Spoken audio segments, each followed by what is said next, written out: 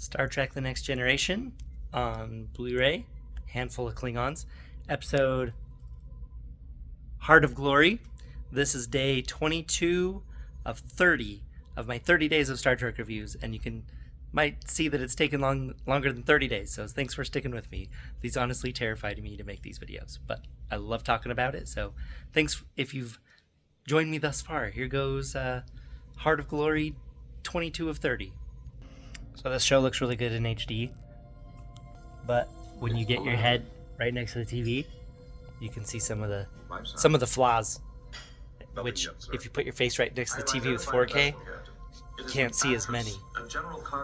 So Riker's assembling an away team to go over and check on this abandoned, damaged ship, and it actually just occurred to me. So he grabs Data, and that makes sense, but then he grabs Geordi. So it's like you grab the scanning guy and the navigator guy right off their posts. It's like, is there not any away team people that are just dedicated? I don't know. Anyway, I like that the main characters go. It's just sometimes when you think about it, you're like, wait, you're just grabbing your best navigator guy out of his post to go walk around? I don't know. It seems a little odd. But this line, it's a cool line that Picard says to Riker here, and then the Riker line that he says back is just so very cavalierly Riker. Listen. It's kind of funny. Everything about this seems wrong. Agreed. Smells like a trap. Let's go. Smells like a trap. Let's go. Awesome, Riker. So they just beamed aboard the messed up ship, and Geordi starts using his little visor communicator thing to send images back to the Enterprise, which is pretty cool. It's the first time they did that. But one thing that stood out to me is the ridiculous amount of dryer vents that are all over the place. There's got to be some business in Southern California, like some HVAC business that's just like, man, Hollywood's doing all these bulk orders. Because sci-fi movies of the 90s they probably ended up being like half of all dryer vents sold in the country or something. There's a lot of dryer vents per capita. Watch this. So then Picard and Geordi get in this long discussion about his visor while the away team is on a ship that's literally about to explode. And Picard's like, tell me more, explain the science of this thing. How do you see things? And it's just like, this thing's gonna blow up, come on. And so Riker does finally interrupt them, and he's like, hey, let's go. But when it shows Data, they make a big deal about him having like an aura around him or something to Geordi, and Geordi's like, you guys don't see that? But when it shows Data, it's not Brent Spiner. It's the person with the wig. It doesn't even look close to Data. So I don't know if they couldn't get Brent Spiner for that day. Does that make it more clear? Look at this. Look over at Data. Look at that. That is not Brent Spiner. Look at his weird hair. It's like not even close. There's an aura around him. Well, of course, he's an android. But you say that as if you think that's what... Anyway, I don't know why they... Again, could they not get Brent Spiner? Or is Brent Spiner like, if I don't have to do lines and you're going to distort it, I'm not going to do it. But it's weird. It's totally not him. More space dryer vents. Boop. The set of this ship actually reminds me of the set of the TV show Red Dwarf. The space show. I feel like it kind of looks like this. Oh, watch out for the dryer vents. Here's another dryer vent that they shoved some wires into. Interesting. So this part right here is cool for two reasons. One, because they have three choices. All three are equally dangerous. And Riker just makes a decision. Good command example right there. But two, because what Data's holding right there, that's a tricorder. My 4-year-old daughter said to me on this part, she said, he had a tricorder. And it just got me right where I live. I'm so proud. The reason for that is because I brought home all the tricorders from my parents' house. And they've been playing with them. So, let's try it out. So no batteries? No. This one? No. Look at. Nope. Gotta turn it on first. Maybe. There we go. Look at that. Look at. See how official I am? Then you can push buttons like this. Boop, boop, boop, boop, boop, boop, boop. Look at that. Anyway, so my 4-year-old loves to come in my office and confiscate those and play with them. We used to hook them onto our belts and run around in the yard, pretending we're on an away mission, scanning stuff. I always like scenes that show the extraordinary strength of Data. The reason why he was a strength 12 in the card game. Check it out.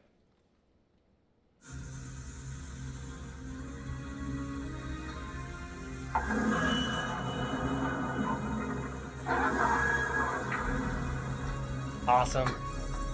So strong. Klingons! Here they do the Klingon music. It's like a white dude they painted brown. Klingons. It's a different time back then. There wasn't as many Klingons in Hollywood back then, I guess.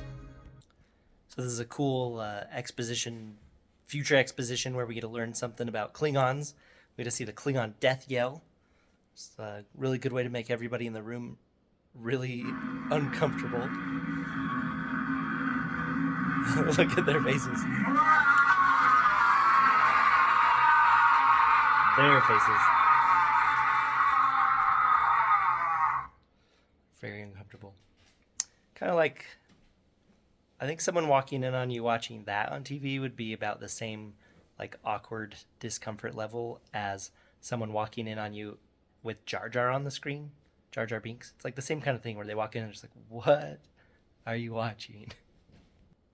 But the Klingon death yell is actually really cool because it's them warning the afterlife that a Klingon warrior is on his way there. So it's like it's honoring them and that they're sending the spirit of a good fighter.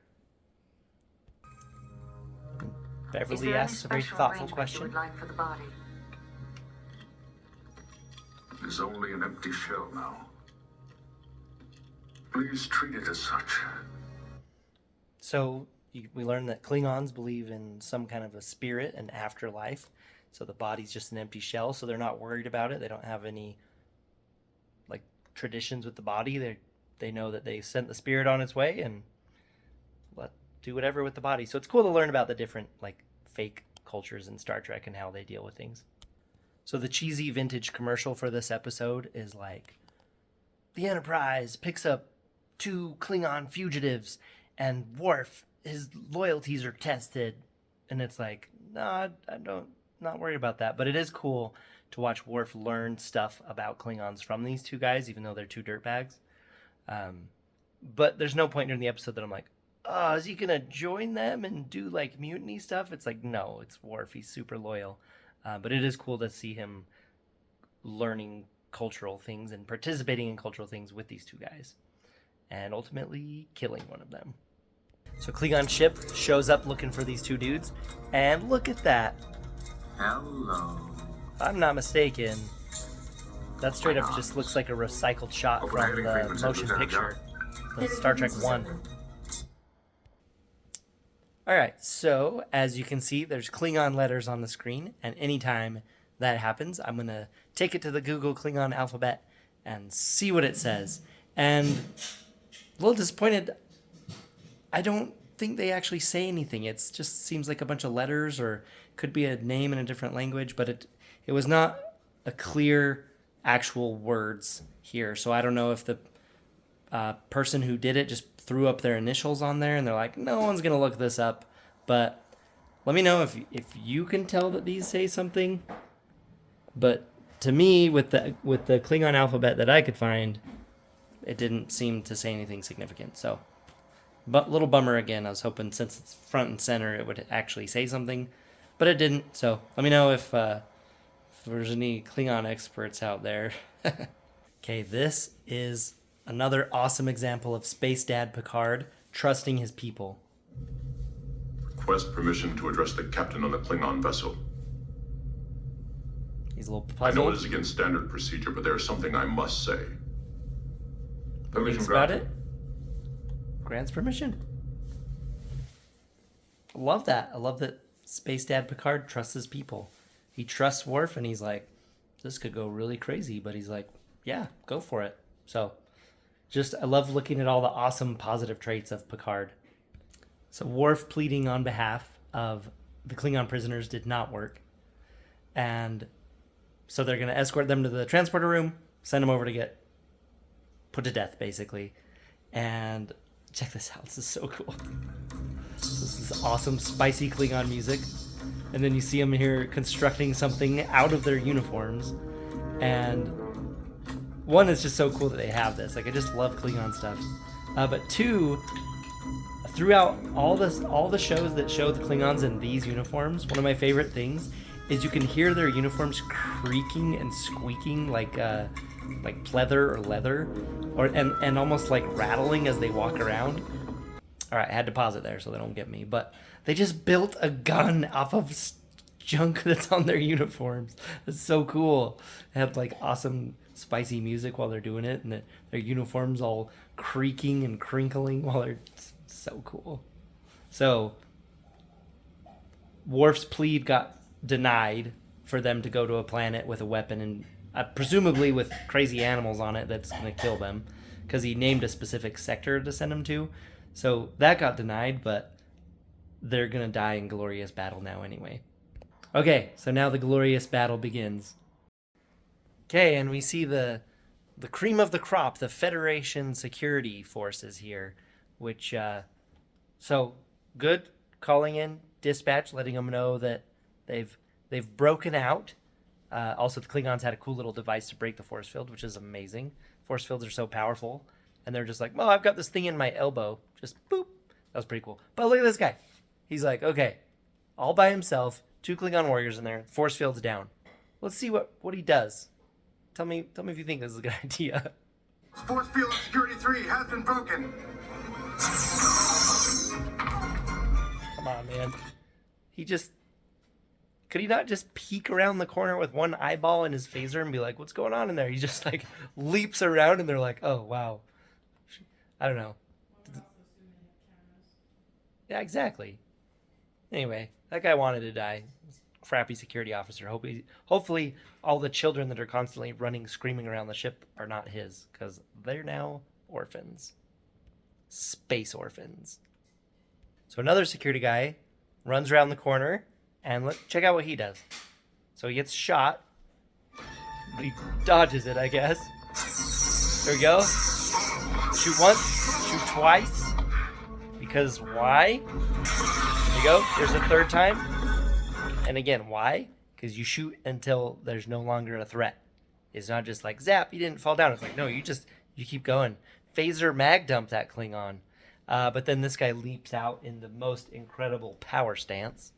And we get another security guy down. Oh, gosh. He's just standing there. So okay. Top marks for hitting the same guy with multiple shots. No marks or points for not like following up with, hey, maybe he's got a buddy. I remember there was 2 guys in there. Where is he? He's just standing there. It's like, oh, good job shooting a dude, but just stood there. Again, hope that guy didn't have a family on the ship. All right, I don't know what the deal is, but this guy's still totally twitching and moving his mouth. I don't know if he's like in the process of dying or if he's just not doing a good job of playing a dead body. Anyway, I love that both of these guys on the ground here. Also, this is a really cool low shot here across his body and then with that guy in the background. But both of their bodies are full on smoking. Like, look at the smoke just coming out of this guy's chest. So is Conmail. Okay, so Tasha Yar is a bad A, so she gets there like 50 feet before her other guys. But they show up and they're like, ooh, look, a dead body. And then they all just start like grabbing stuff. Well, 2 of them do. But I think they both grab a phaser. Am I looking at 2 phasers getting picked up right here? So picks up what? Grabbed a phaser. And then another dude picks up, grabs a phaser. So was there 2 phasers right there? Or was that a continuity error? I don't know. So Worf shows up to confront this guy, but we get a really cool overhead shot right here. Look at this thing.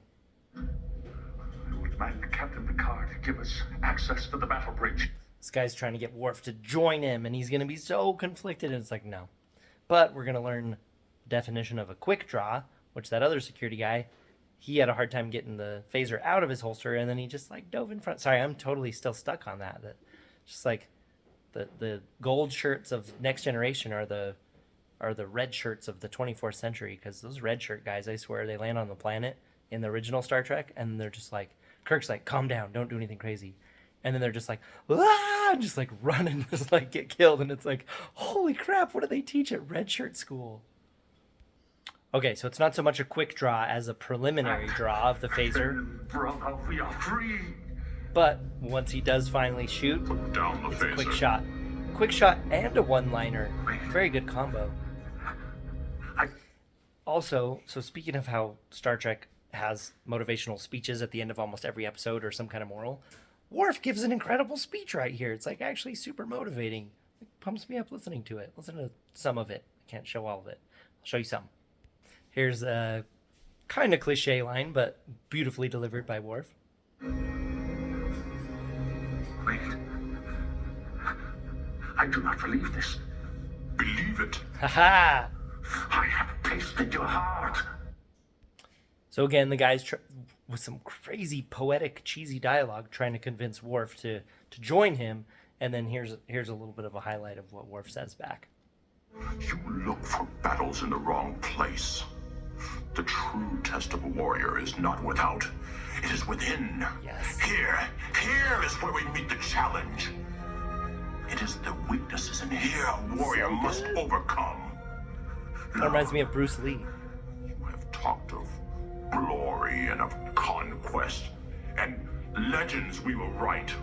Yes, the words Skip ahead a little bit. duty, honor, loyalty, without which a warrior is nothing.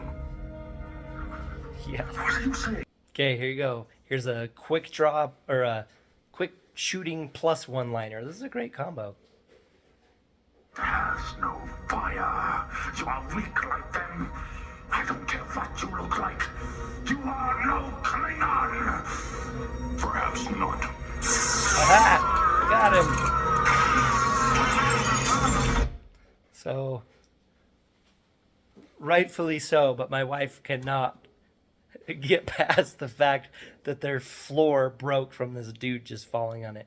Sure, Klingons might be more dense, they might be heavier, but let's just say, and I don't know this, and I feel bad for not knowing this.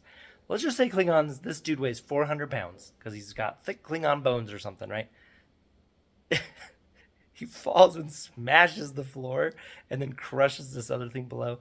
I guess my scientist wife is rightly annoyed and incredulous at this clear safety violation in the construction of the Enterprise. Come on, Utopia, Planitia, shipyards on Mars, build better ships. Okay.